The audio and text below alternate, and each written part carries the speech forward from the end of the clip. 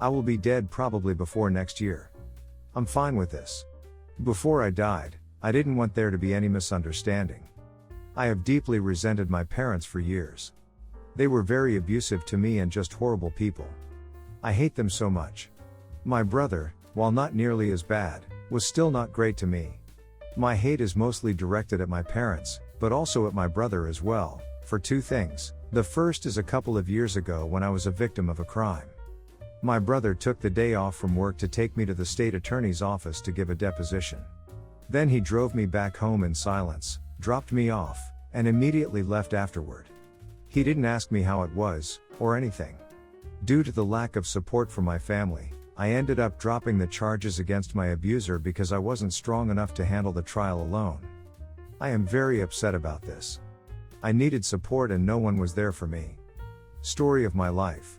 Then, when I got sick and started seeing an oncologist, I asked my brother if he'd come with me for the results. He said he had to work. Funny thing about that. I know his boss and all of his co-workers very well. Small business. Very family-like. If he had asked his boss for the day off, she would have given it to him, no questions asked, but especially if he told her why. He just didn't care. So I went alone. I kept these things to myself, but I decided since I'm going to die soon, might as well tell these people exactly how I feel about them. So I did. Of course, they didn't take it well, but I don't care.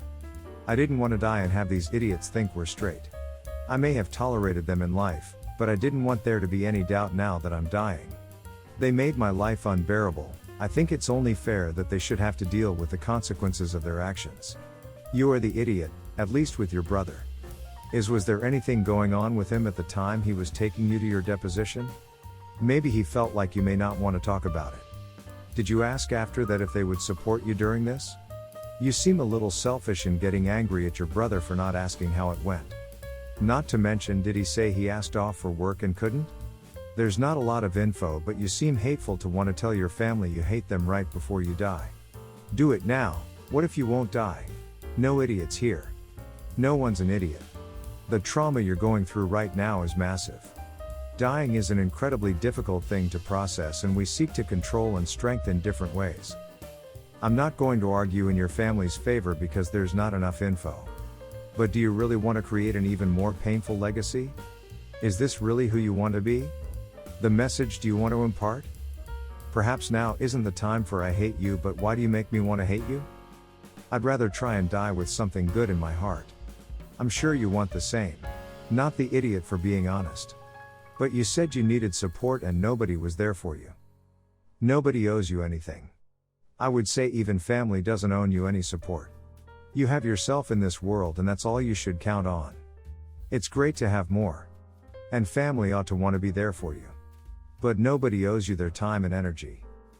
You're not a bad person for wanting more from your family. I think you're a little bit of one for expecting it and being angry that they didn't meet those expectations that you set. My wife of 14-year-old lab is overly protective, destructive, and aggressive. One night we came home from a party to our brand new house and the dogs were standing in the doorway to our garage. They managed to break out of their kennel, bit and dented the doorknob to the house, clawed up the door and frame to wrench it open. They had also clawed up my Jeep that was parked in the garage and chewed holes in its soft top. I was shaking and hyperventilating. I told my wife the dogs had to go. Getting rid of the dogs was not an option for her. After a month of us fighting with me sleeping on the couch and her dogs sleeping in my bed, I eventually compromised. The dogs stay, but she has to work with them and train them.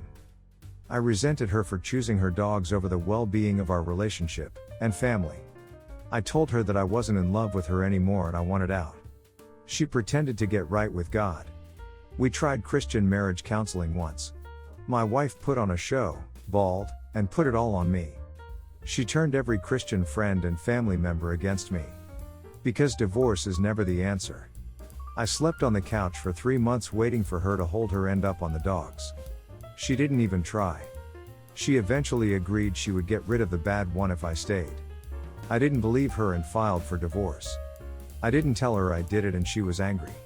Eventually, I was pressured and browbeaten by friends, family, and the church till I canceled the divorce. She got to keep her dog and I had to make it work. Once she got her way, she dropped her good Christian act. A year later, my wife got in a car accident. It caused her to have 2 bulging discs in her neck and put her in constant pain. Her meds made her irritable or just knocked her out. She tried physical therapy, it didn't work. They tried cortisone shots, that didn't work. She wouldn't go to a chiropractor because her lawyer said it might mess up her case. He told her it could be 5 years to heal. The pain and suffering gets dollar. So if she wasn't at work, she was in bed. She had little interaction with the kids or me due to either pain or meds making her irritable. I took care of the house, the kids, and her dogs. At the same time, my mom was diagnosed with cancer that was going to take her quickly. Nights I would come home from the hospital, my wife would be passed out from painkillers and her dog in my spot. He would growl and snap at me if I tried to get in bed. Through my mom's illness and death, I would cry myself to sleep on the couch. No comfort came from my wife because she would take pills to sleep as soon as the kids went to bed. When she was awake, we would fight constantly about anything and everything. The dog would constantly come up in our fights. I eventually told her it's me or the dog. The dog is still there, and I've moved out. She claims I destroyed the family and hurts the kids. Everyone's the idiot here. I'm sure your wife isn't a saint, OP, but you sure wrote this to sound like she is just the most awful, manipulative human being on the planet and you are just her poor, helpless victim. She fooled a counselor and all your friends and family into thinking you're the bad guy? That you resented her that hard for not abandoning her dogs after your initial demand, and the way you talk about her experience of being in constant pain is how terrible it was for you. I'm sorry, I just don't think you're being truly forthcoming about your own part in the breakdown of your marriage. You are the idiot. You've been married for 14 years and had the dog for 5. It's not just your wife's dog, it's your dog too. Why haven't you taken responsibility for training the dog? The protective/separation anxiety behavior it's showing might be because only your wife works with it. Even so, your wife has a chronic pain issue and maybe can't work with the dog as it needs. Perhaps your relationship is crap regardless of the dog, but blaming the poor dog for your inability to take responsibility is awful. Not the idiot. You talk about compromise, but when you wanted to get rid of the dog, she merely agreed to train it. The fact that she didn't even bother to do that says it all.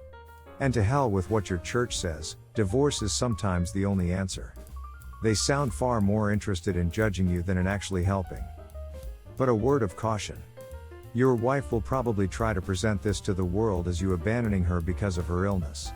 You need to be ready to counter that impression. She sounds very accomplished at playing the victim. My sister has been vegan for many years and she is also raising her son vegan. He has been vegan since birth. My nephew and son attend the same school, so I pick them up from school every day. My nephew has snacks plus dinner at my house every weekday before his mom comes to pick him up. I usually make a dish for my family and a separate vegan dish for my nephew. A couple of months ago I left them with their homework and snacks and went to do some chores, came back, and found nephew and son sharing chicken nuggets. I provided him with vegan snacks, but he still ate the chicken nuggets. I told him those weren't vegan and he told me that he eats meat in school sometimes. His friends share their meals with him sometimes. I thought about telling my sister but decided not to. So basically I continue to give him vegan options but don't say anything if he chooses the non-vegan option. Usually, he goes for the non-vegan one. Maybe because he never gets to at home. I know my sister would freak out if she knows he's eating meat. She's staunchly vegan and eating animal products goes against her ethical beliefs, which I completely understand and respect. My husband thinks I am an idiot for not telling her and being dishonest, but I think my nephew is old enough to make his own dietary choices. He's 10 this year. Not the idiot.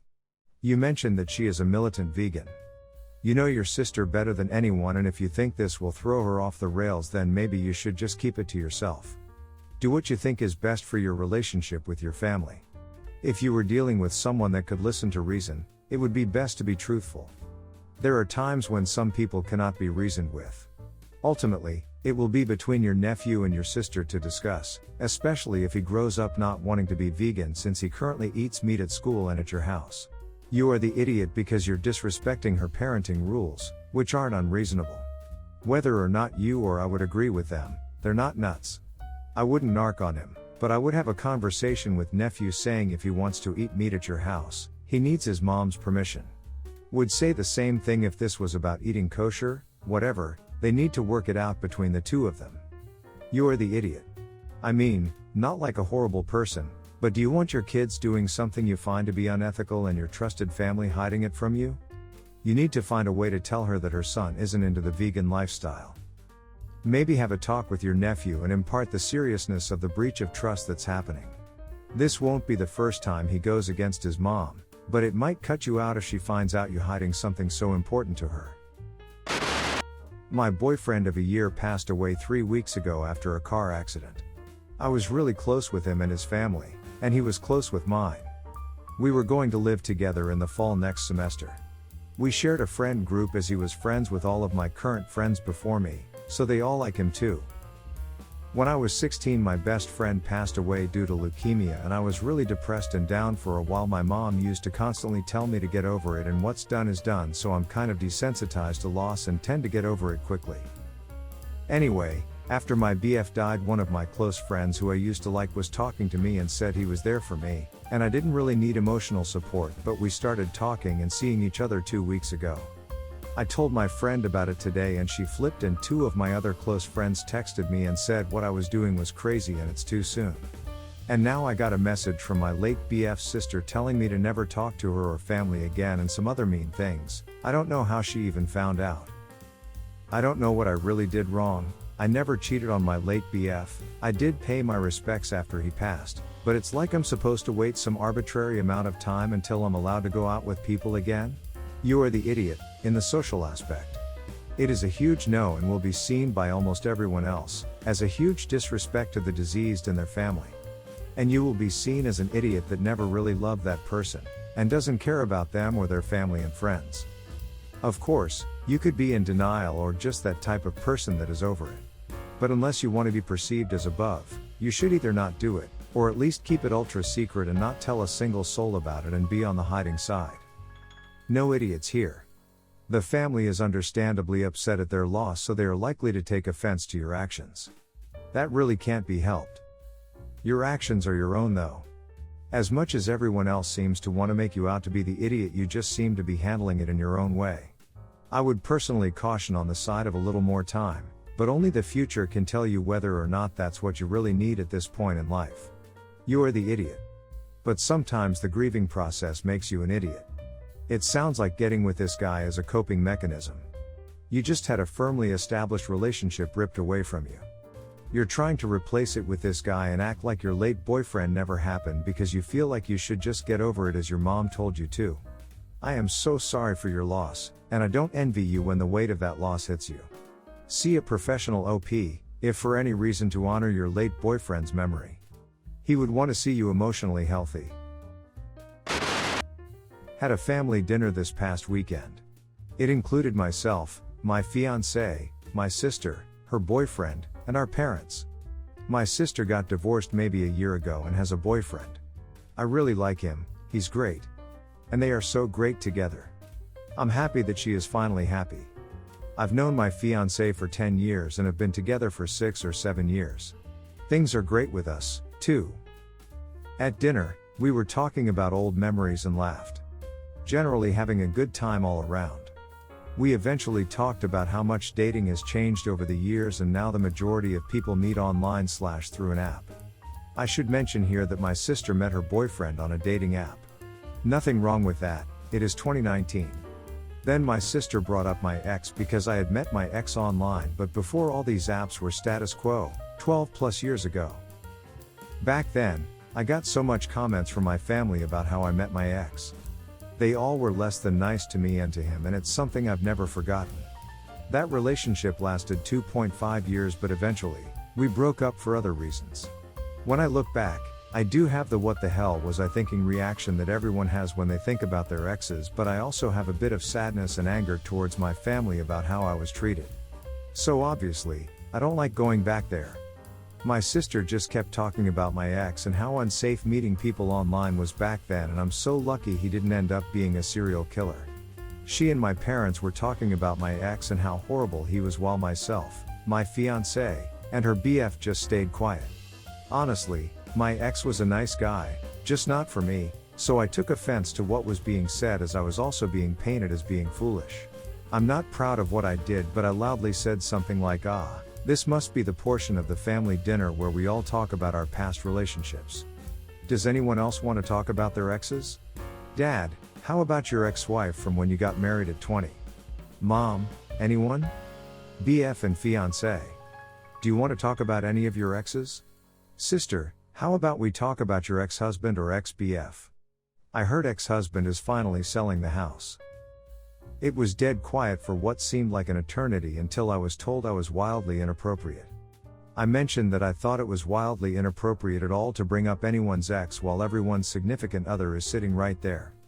There was an argument. Fiancé and I excused ourselves and we went home. Got some texts afterward about how I ruined dinner and I should apologize, but I don't think I'm the one who should be apologizing. I see this as a you can serve it but not take it situation, so I don't feel I owe anyone an apology. Not the idiot, don't dish out what you can't take. People act like dating online was 90% murderers before 2005. Their cautionary tale makes no sense. You can tell they have discussed this before without you there and are all high and mighty about it like they tried to warn you. But you just dated a nice guy online and their basis for their argument is unfounded. They were just embarrassing you and deserved that swift punch to the gut. You gave them an opportunity to stop. I don't know what they expected. Everyone's the idiot here. Your family was obviously wrong for talking about your ex in front of everyone. You missed it as well though. I imagine you reacted much more strongly than you should have because of the lingering feelings you have had about your family's judgment of your ex. Not being able to control those feelings caused you to go overboard, most obviously by calling out your fiancé and sister's BF, but perhaps in your tone as well. You messed up, your family messed up. You should be able to have a civilized discussion and move past this. You are the idiot. While it may have been uncomfortable for your family to bring your ex into the conversation, you never even asked them to stop. You went immediately to bringing up, accusingly, other parts of their lives as well.